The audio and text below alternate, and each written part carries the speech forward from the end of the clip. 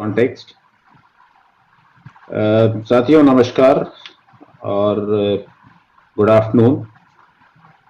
आज इस कंपनी के 30 साल के इंडिया के इतिहास में एक बहुत ही इम्पोर्टेंट दिन है। ये पहली बार ऐसा हो रहा है इस कंपनी में कि हम एक साथ पूरे परिवार के साथ बात कर रहे हैं ऑन ए वर्चुअल प्लेटफॉर्म। ये स्थिति जो आज पैदा हुई है बिकॉज ऑफ कोरोना वायरस। पिछले साल 2020 में इसकी शुरुआत हुई थी, फरवरी मार्च के आसपास, और हम लोग सब एकजुट होकर हमने 2020 का सामना किया। 2020 में हमने स्ट्रगल किया और हमें लगा था कि शायद साल खत्म होने तक स्थिति शायद थोड़ी ठीक हो रही है और अब हम लोग वापस एक सेफ जोन में चले जाएंगे। लेकिन आकस्मिक ये दोबारा से जो लहर आई है कोविड की, इसने सबको एकदम चौंका दिया है। अनएक्सपेक्टेड था, किसी ने उम्मीद नहीं की थी कि ये सेकेंड वेव आएगी और पूरे देश को अपने अपने जाल में, अपने चंगुल में इस तरह से फंसा लेगी कि हर इंसान परेशान हो जाएगा और हेल्थ इंफ्रास्ट्रक्चर की कमी हो जाएगी। G4S एक ग्लोबल ऑर्गेनाइजेशन है।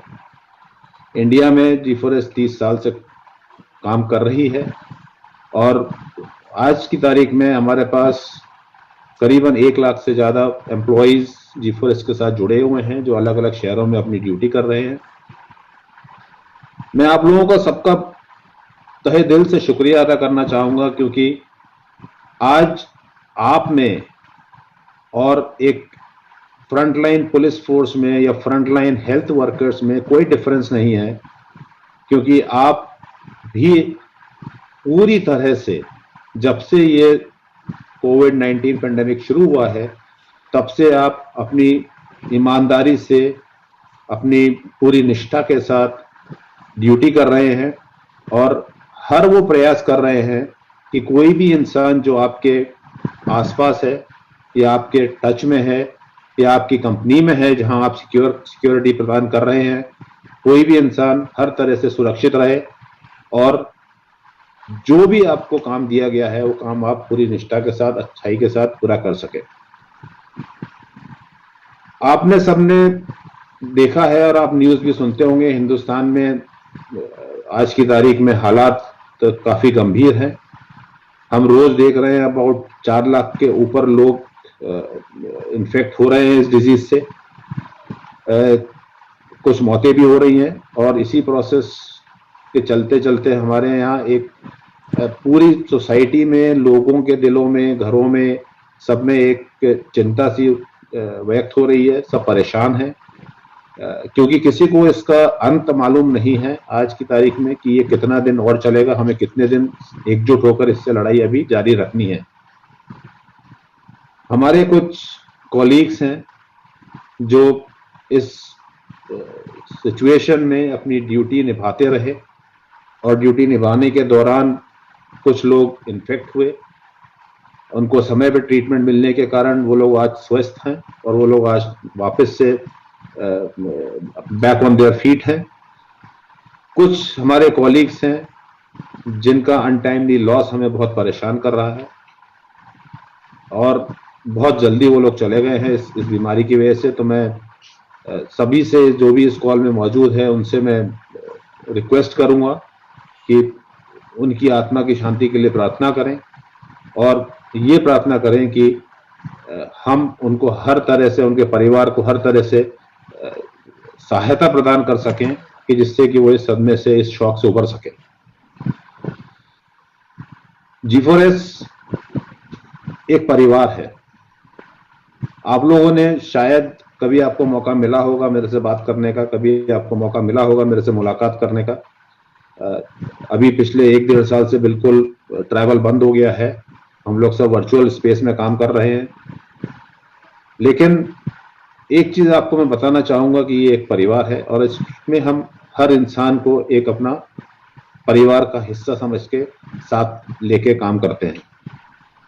और ये आज की स्थिति में इसलिए ज़्यादा ज़रूरी है कि जैसे हमारे घर में हमारे माता पिता हैं, हमारे भाई बहन हैं, हमारे बच्चे हैं या हमारे रिश्तेदार हैं, हमको इनकी सबकी चिंता रहती है कि क्या ये आज कोरोना की स्थिति में सुरक्षित हैं, क्या इन लोगों को कोई तकलीफ तो नहीं है, क्या हम कुछ कर सकते हैं किसी इंसान के लिए परिवार में जिसको हमारी जरूरत है।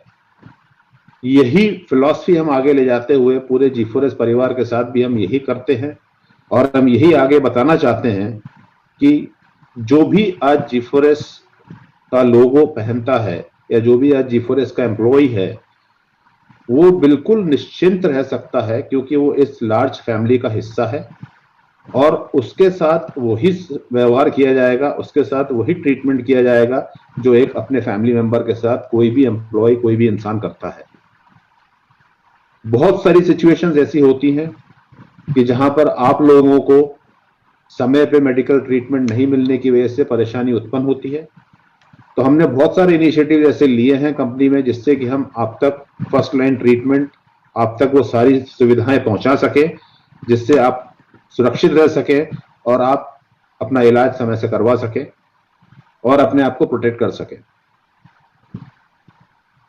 आज महत्वपूर्ण बात यह है कि इस बीमारी से भागने से कोई बच नहीं सकता। भागना इस बीमारी से कोई सॉल्यूशन नहीं है। अगर कोई इंसान या कोई भी ये समझता है कि आज मैं इस शहर में रह रहा हूं और अगर मैं ये शहर छोड़ के दूसरे गांव में चला जाऊंगा या दूसरी जगह चला जाऊंगा तो वहां मैं शायद सेफ हूं, ये एक सोचना गलत बात है। आज की तारीख में हेल्थ इंफ्रास्ट्रक्चर, मेडिकल सुविधाएं जो शहरों में उपलब्ध है वो गांवों में उपलब्ध नहीं है। तो इसके लिए मैं सबसे एक ये रिक्वेस्ट करूंगा, एक दरखास्त करूंगा कि कोई भी इंसान, कोई भी हमारा परिवार का सदस्य किसी भी स्थिति में जहां पे काम कर रहा है वहीं पे रहे।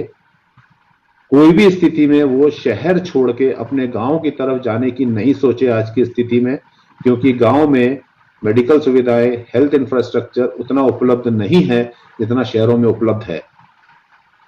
तो अगर किसी वजह से आपको या आपके किसी परिवार वाले को अगर इन्फेक्शन होता है तो उसका इलाज शहर में अच्छे तरीके से हो सकता है क्योंकि सुविधाएं ज़्यादा उपलब्ध हैं एज कम्पेयर टू आपके गांव में या आपके छोटे शहर में या आपके विलेज में। तो इसके लिए ये सोचिए और G4S के आप किसी भी एम्प्लॉय को रीच कर सकते हैं, आप उनसे बात कर सकते हैं। आपके पास टोल फ्री नंबर्स हैं, 24/7 कंट्रोल रूम सेटअप किया हुआ है कंपनी ने, डॉक्टर कंसल्टेशन चालू कर दिया है कंपनी ने। आप लोगों को फाइनेंशियल हेल्प की जरूरत है तो वो कंपनी प्रोवाइड कर रही है on case to case basis, जिसको जरूरत है, जिसको ट्रीटमेंट के लिए जरूरत है, जिसको एडमिशन के लिए जरूरत है। आज हम वह हर काम कर रहे हैं जिससे हम हर G4S फैमिली के मेंबर को सुरक्षित रख सके।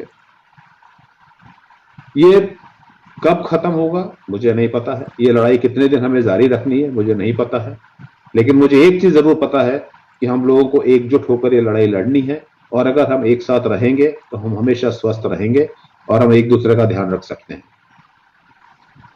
मैं आपको बताना चाहूंगा कि प्रिकॉशंस जो नॉर्मली हम लोग लेते हैं इससे बचने के लिए, जैसे रेगुलर हाथ धोना, कंटिन्यूअस मास्क पहनना, 2 गज की दूरी बनाए रखना,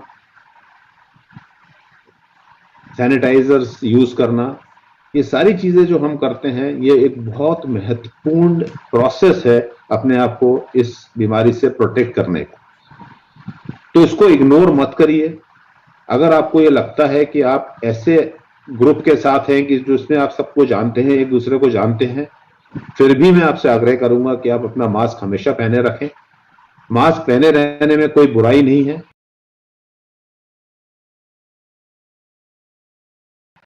बहुत सारे केस ऐसे होते हैं, जैसे आपको भी हमारे HR डायरेक्टर अनिल रब्बी साहब ने बताया, वो एसिम्प्टोमेटिक थे, उनको कोई सिम्टम्स नहीं थे। तो बहुत सारे ऐसे होते हैं जो आपके ग्रुप में हो सकते हैं जो एसिम्प्टोमेटिक हो, जिनको कोई सिम्टम्स नहीं हो लेकिन माइल्डली इन्फेक्टेड हो। तो आपका इन्फेक्शन बढ़ने का खतरा बढ़ जाता है अगर आप कोई भी चीज इनमें से अवॉइड करते हैं, अगर आप कोई भी सेफ्टी प्रोटोकॉल्स का पालन नहीं करते हैं। तो ये बहुत जरूरी है कि जैसे गवर्नमेंट बोलती है, सब बोल रहे हैं, और हर जगह आप ये सुनते होंगे कि आपकी सेफ्टी आपके हाथों में है, आप कितना अपने आप को सेफ रख सकते हैं ये आपके हाथ में है। तो मेरी आपसे रिक्वेस्ट ये है कि सारे सेफ्टी प्रोटोकॉल्स फॉलो करें। दूसरी बहुत महत्वपूर्ण चीज ये है कि वैक्सीनेशन इंडिया में लगना शुरू हो गया है। 1 तारीख से 18 ईयर्स एंड अबव वालों के लिए भी वैक्सीनेशन स्लॉट्स खोल दिए गए हैं। लोगों को आज भी बहुत हैं इस तरह के लोग जिनको ये थोड़ा सा भ्रम है दिमाग में कि वैक्सीनेशन शायद सही है या नहीं है, हम लगवाएं या नहीं लगवाएं।